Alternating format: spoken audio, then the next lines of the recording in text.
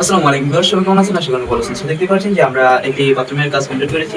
এখানে বাড়িওয়ালাদের এখানে জায়গা আছে আমার প্রায় 4 ফুট 3 ইঞ্চি। এখানে আমরা বাড়িওয়ালা বলতেছে যে একটা রিমোট আর একটি হাইড্রোমিট সেটিং করার জন্য। আমরা বলছিলাম যে এটা হবে না, তাই আমরা বাড়িওয়ালার অনেক মানে গভীর ইয়ে নিয়ে বলতেছে যে না, এটা আমার করতেই হবে। তাই আমরা করেছি, মানে না পেরে আর কি করলাম। এখানে কাছে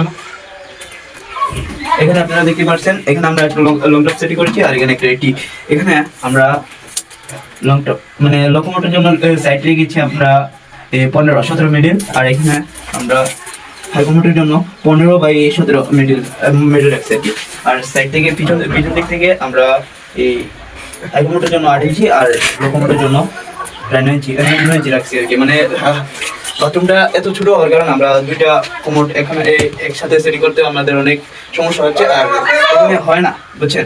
তাহলে আমাদের ভুলটা আপনারা অবশ্যই জেনে গেছেন, তাই আমাদের কিছু করার নেই। আমরা কাজটা করেছি ভালো।